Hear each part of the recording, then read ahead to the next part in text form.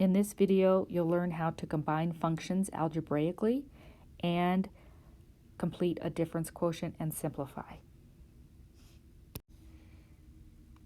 In this section, you'll learn how to combine functions using algebraic operations, and given a function, you'll be able to simplify the difference quotient.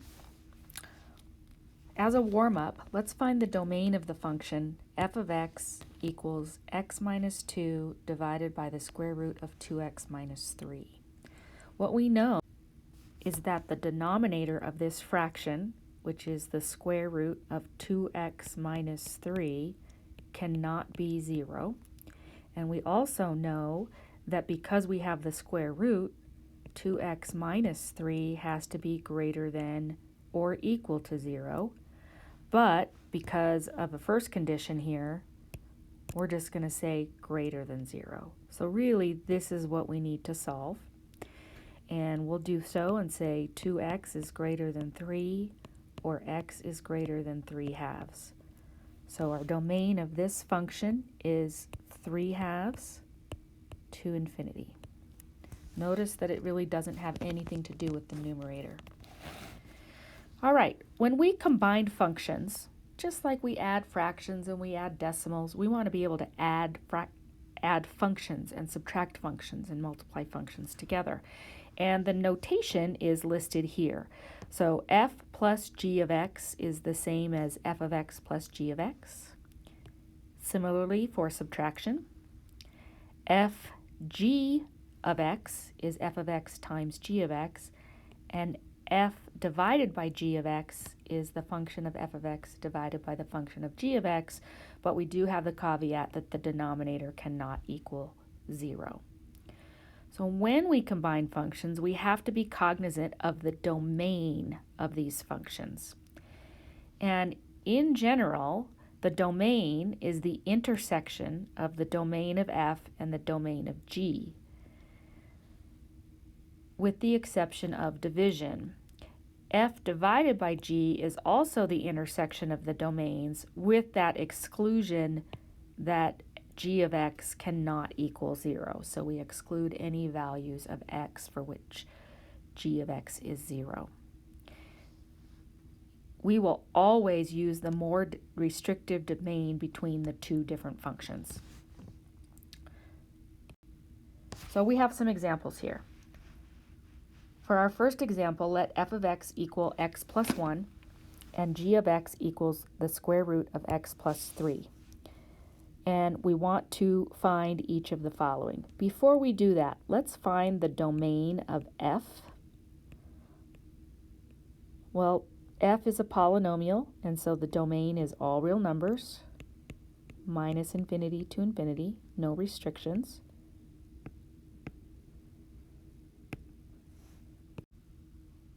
Our domain for our g of x, which is a square root, we know that x plus 3 has to be greater than or equal to 0, so x has to be greater than or equal to 3,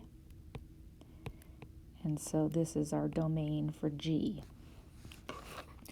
Okay, so when we combine f of x plus g of x, well, f plus g of x, it is f of x plus g of x, which is, in this case, x plus 1 plus the square root of x plus 3. And the domain of this function is the more restrictive domain from 3 to infinity. This is the same thing, so let's change this to minus. This would be f of x minus g of x. That would be x plus 1 minus the square root of x plus 3. The domain of this would also be 3 to infinity. If we're going to do f plus g of 6, I could do one of two things. I could find f of 6 and add it to g of 6. If I do that, f of 6 is going to give us 7. and g of 6 the square root of 9, and the square root of 9 is 3, so we'll get 10.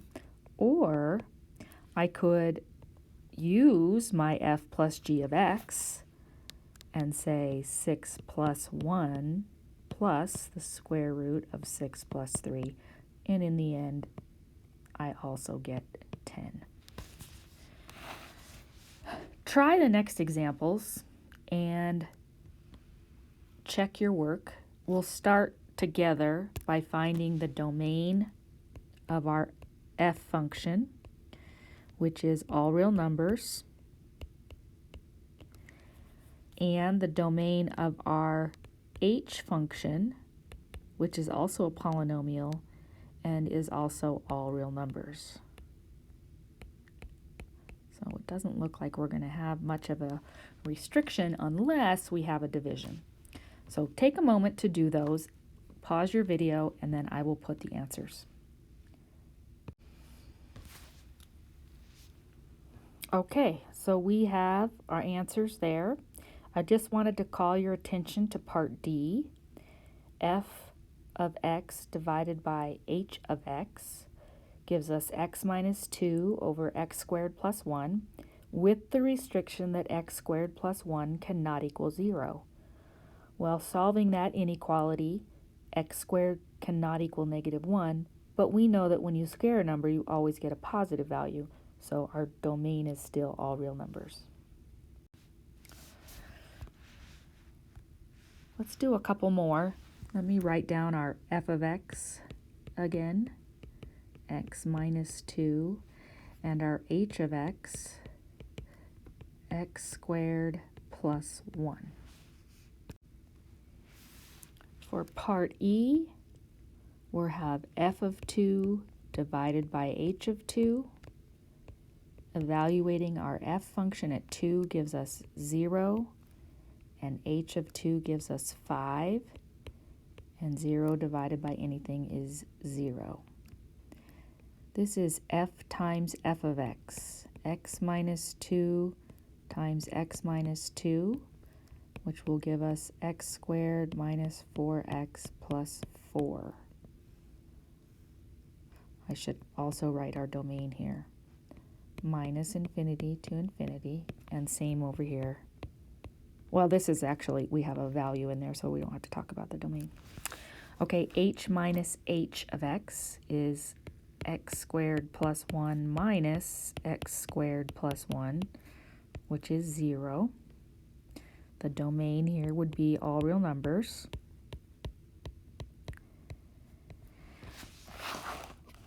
Because when we distribute the negative, everything goes away. All right, let's look at the same kind of thing graphically. So we have two functions here on the graph. We have the blue graph, which is our f function, and we have the green graph, which is our g function. And so when we look at our domain of f, remember f is the blue, we know that our domain is from, on the x-axis, from 0 up to 9. So 0 to 9 for that one. For our green function g, it appears to be from 3 up to 10 inclusive.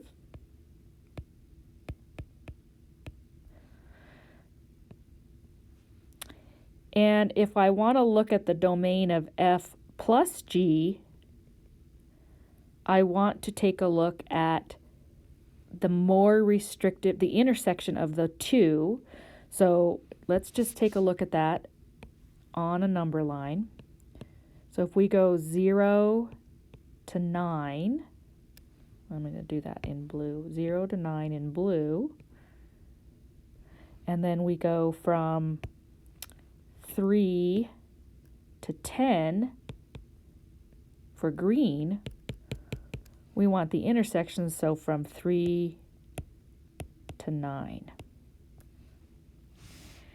When we do the domain of g divided by f, g is 3 to 10, f is 0 to 9. We just need to make sure, the intersection we already know, right, is this. But anything that would make our f function 0, which would be x equals 6 and x equals 8, we would need to restrict. So we will say the domain of g divided by f is going to be from 3 up to 6, 6 up to 8, and then 8 up to 9. We're just skipping over that 6 and that 8. All right, the last thing in this section is the difference quotient. And the difference quotient really is an interesting piece of algebra. It actually is the slope of a secant line. So we often talk about the slope of a line, y equals mx plus b, and we just look for that value of m. But the m is the change in the y over the change in the x. So when we look at a curve, this blue curve here, and we want to know from the point x, f of x, to this point up here, which is x plus h, and then the function value at x plus h, if I do the difference between the x's, I start with the difference of the y's, I'll do f of x plus h minus the f of x, and then x plus h minus x, we end up with this expression, because the x's subtract away, which is called the difference quotient. It happens to be the slope of that secant line through those 2 points. So how do we use the difference quotient? Well, it's best if you can break this up into pieces. So first you would find f of x plus h, and then you plug f of x plus h and f of x into the formula, making sure to distribute the negative sign. That's the most common mistake, and then you simplify completely. So we're going to do a couple of examples here. I will just make a quick note to be careful.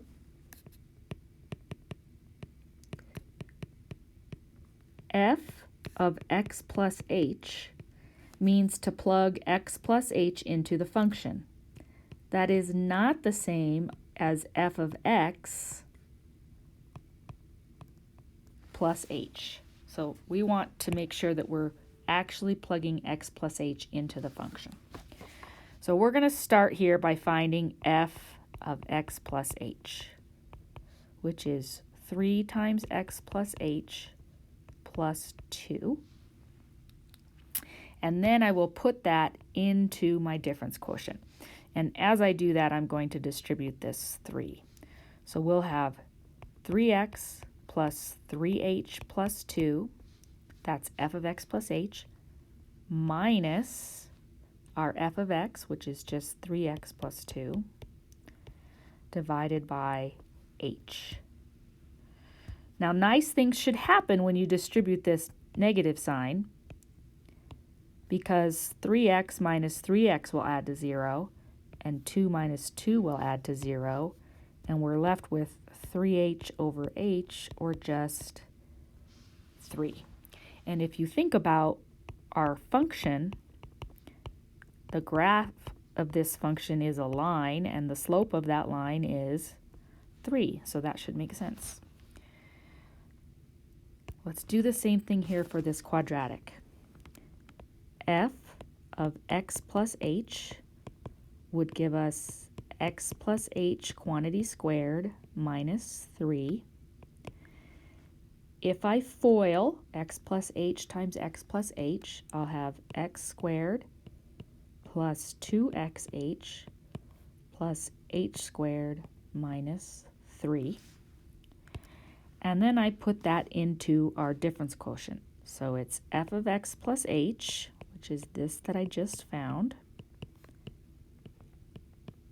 minus, notice the parentheses, f of x all divided by h. When I distribute this negative sign, I'll get x squared minus x squared and minus 3 plus 3. So all of that is going to go away. 2xh plus h squared over h. I'm going to factor an h out of the numerator, and that will allow me to cancel that h. So in this particular case, our difference quotient is 2x plus h.